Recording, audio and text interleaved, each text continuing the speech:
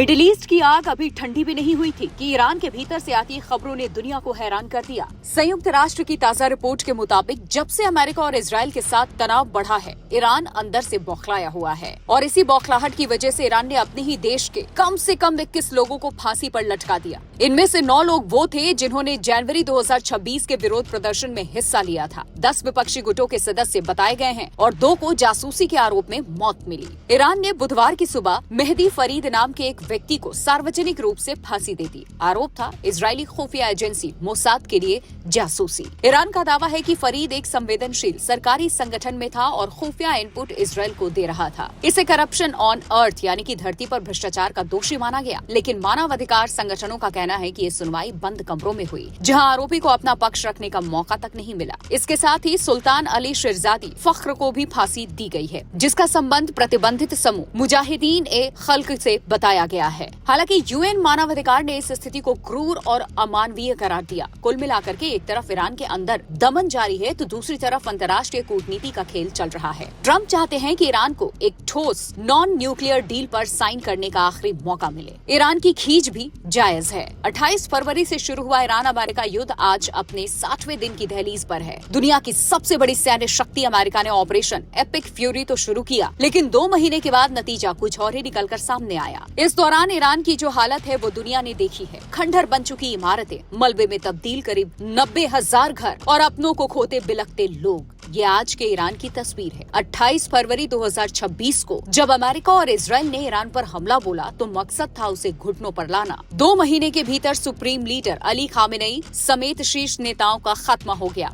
Iran के परमाणु केंद्र और मिसाइल फैक्ट्रियां राख कर दी गई। अर्थव्यवस्था 30% तक सिकुड़ गई। रेड क्रिसेंट की ताजा रिपोर्ट रूह कपा देने वाली है। 90,000 से ज्यादा घर, 21,000 दुकानें और 760 से ज्यादा स्कूल मलबे का ढेर बन चुके हैं। मानवीय सहायता पहुंचाने वाले हेलीकॉप्टर्स को भी नहीं बख्शा गया। ईरान का आरोप है कि अमेरिका ने जानबूझकर नागरिक इलाकों को निशाना बनाया। लाखों लोग बेघर हैं, लेकिन इसी बर्बादी ने ईरान के भीतर राष्ट्रवाद की ऐसी लहर पैदा की है जिसने उसे एक नया नेतृत्व और नई पहचान दे दी है। हालांकि सैन्य रूप से तबाह होने के बावजूद ईरान ने दुनिया को चौंका दिया। उसने अपने सस्ते ड्रोन और मिसाइलों से इजरायली शहरों और खाड़ी में अमेरिकी ठिकानों को दहला दिया। हॉर्मुज स्ट्रेट में तनाव पैदा कर ईरान ने वैश्विक तेल की कीमतों को $120 के पार पहुंचा दिया। नतीजा, अमेरिका और यूरोप की अपनी अर्थव्यवस्थाएं महंगाई की आग में जलने लगी। रूस और चीन के अघोषित समर्थन ने ईरान को पूरी तरह ढहने नहीं दिया और वो ग्लोबल साउथ के लिए साम्राज्यवाद के खिलाफ लड़ने वाला एक प्रतीक बन गया। इस युद्ध का सबसे बड़ा लूजर अमेरिका साबित हुआ है। अकेले $70 अरब फूकने के बाद भी अमेरिका ईरान को सरेंडर नहीं करा पाया। जिस सुपर पावर से कभी दुनिया थर्राती थी, आज इंडोनेशिया जैसे पिछले देश भी उसे आंखें दिखा रहे हैं। इसमें कोई शक नहीं कि अमेरिका ईरान युद्ध से ईरान को बहुत ज्यादा नुकसान हुआ और अब